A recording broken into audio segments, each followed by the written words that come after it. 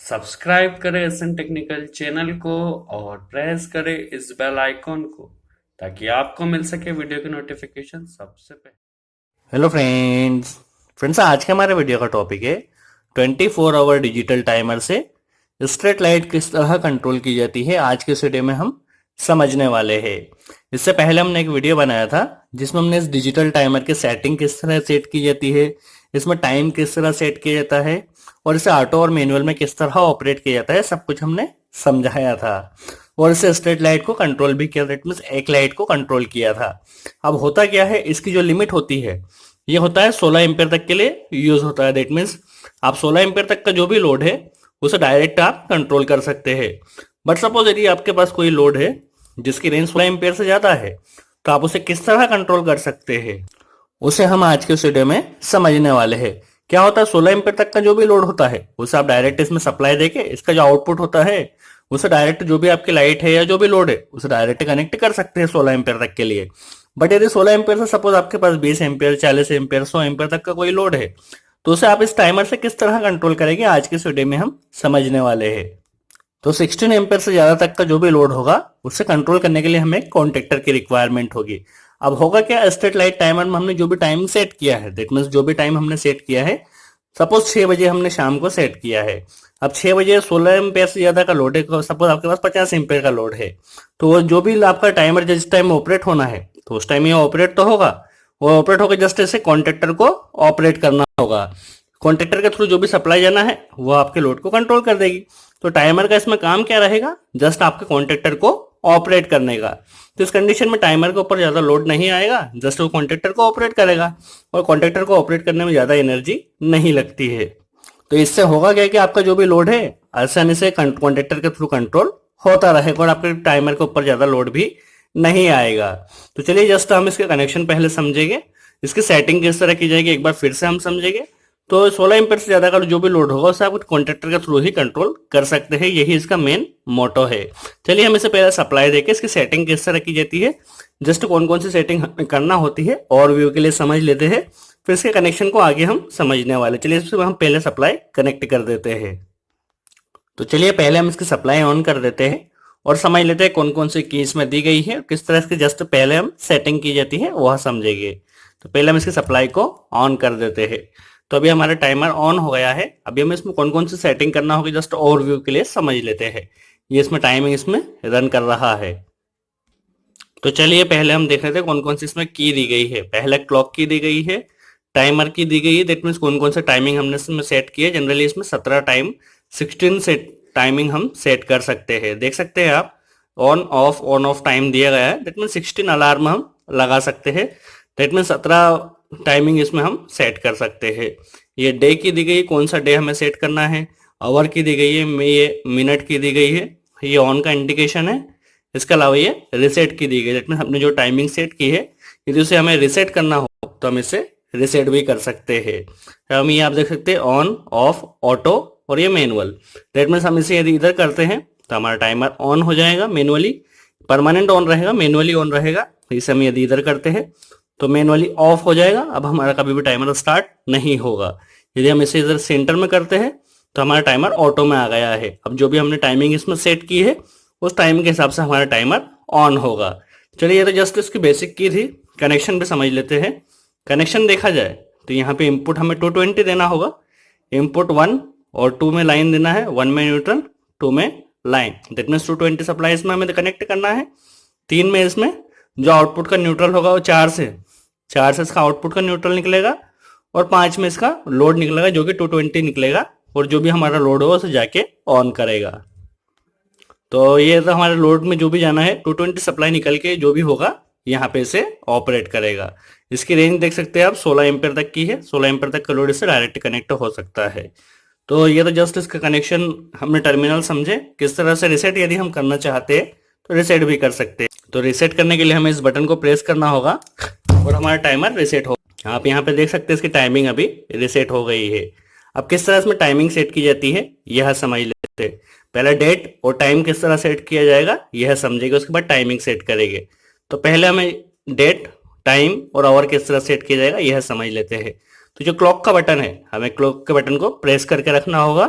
अब हमें जो भी डे सेट करना है तो हम इसमें मैनुअली से प्रेस करके डे सेट कर सकते, देख सकते हैं। अभी हमें प्रेस करके जो भी डे की रिक्वायरमेंट होगी उसे हम ट्यूसडे, वेडनेसडे, थर्सडे, जो भी डे सेट करना है यहाँ से कर सकते हैं।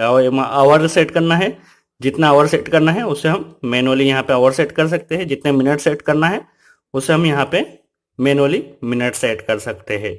जो भी टाइमिंग हमें सेट करना है वो हम, चलिए अब हम इसमें टाइमिंग सेट कर लेते हैं। कौन सा टाइमर हमें कितने बजे से ऑन और कितने बजे से ऑफ करना है यह समझ लेते हैं। तो उसके लिए हमें टाइमर पे जाना होगा।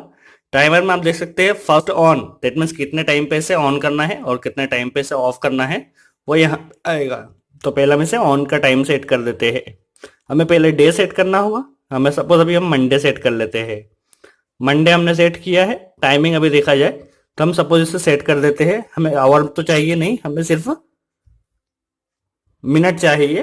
तो मिनट को अभी हम टाइमर 1 में गए, डे हमने सेट किया मंडे, एवं जो भी इसका मिनट होगा 4 सेकंड, और आवर हम इसे जो भी टाइम 24 घंटे में हम जो भी सेट करना चाहे उतना आवर सेट कर सकते हैं। 0:04 सेट किया तो अब हम इसे ओके कर देंगे तो हम टाइमर ऑन हो जाएगा। तो ये तो इसकी बेसिक सेटिंग थी। अब हम इसे एक बार फिर से रीसेट कर लेते हैं। रीसेट इसे करने के बाद क्या होगा, यदि हम रीसेट करते हैं तो हमारा टाइमर इस तरह रीसेट हो जाता है। तो वैसे इतनी चीजें तो हमने पहले के वीडियो में दिखा दी थी, बस जिसने वो वीडियो नहीं देखा हो तो हमने ओवरव्यू के लिए दिखा दी किस तरह टाइमिंग सेट की जाती है, किस तरह इसमें कनेक्शन किया जाता है। अब हम समझ लेते हैं, यदि 16 एम्पियर से ज्यादा का हमारे पास कोई लोड है, कोई मोटर हो, जो भी हो, तो उसे हम किस तरह से टाइमर के थ्रू कंट्रोल कर सकते हैं। तो उसके लिए कनेक्शन हमें क्या करना होगा, इनपुट तो हमें 220 जिस तरह कनेक्ट करना है उसी तरह हमने इनपुट अभी कनेक्ट किया है। अब हम समझ लेते हैं किस तरह कनेक्शन हमें इसमें आगे करना होगा। तो चलिए अब हम समझ लेते हैं किस तरह से कनेक्शन करना होगा और किस तरह से कॉन्टेक्टर के थ्रू ऑपरेट किया जा सकता है। तो जस्ट हमने क्या किया है, 220 सप्लाई अभी हमने इसकी जो इनपुट होती है, इनपुट में 220 सप्लाई अभी कनेक्ट की है। अब जैसे इसका टाइमर का टाइम हो गया, सपोज हम चाहते हैं हमारा टाइमर शाम के 6 बजे से सुबह के 6 बजे तक ऑपरेट रहे, यदि हम स्ट्रीट लाइट कंट्रोल कर रहे हैं। तो शाम के 6 जैसे ही बजेगी तो जैसे 220 सप्लाई निकलेगी, जैसे कि हम जानते हैं। तो ये 220 सप्लाई निकल के हमारे कॉन्ट्रैक्टर को ऑपरेट करेगी। तो कॉन्ट्रैक्टर जस्ट जैसे ही ऑपरेट होगा तो कॉन्ट्रैक्टर से हम क्या करेंगे, जो भी हमारा जितने भी स्ट्रीट लाइट हो, 1 हो, 10 हो, चाहे 50 हो, जितने भी स्ट्रीट लाइट हो, तो उसकी सप्लाई हम इसके पावर टर्मिनल से देते हुए उस स्ट्रीट लाइट को कंट्रोल कर लेंगे। तो इस तरह हम कितने भी एम्पेयर का लोड इसे आसानी से कंट्रोल कर सकते हैं। जस्ट हम समझ लेते हैं इसे कनेक्शन, अभी प्रैक्टिकल करके भी हम देखेंगे। जैसे इसके टाइमर का टाइमिंग कंप्लीट होगा, जब इसे ऑपरेट होना होगा, जैसे ये ऑपरेट होगा हमारा कॉन्ट्रैक्टर ऑपरेट होगा, और जैसे ही हमारा कॉन्ट्रैक्टर ऑपरेट होगा तो कॉन्ट्रैक्टर को ऑपरेट होते ही जो पावर सप्लाई है वह जाके हमारे जो भी लोड है उस लोड को ऑपरेट करेगी। जस्ट तो सिंपल है।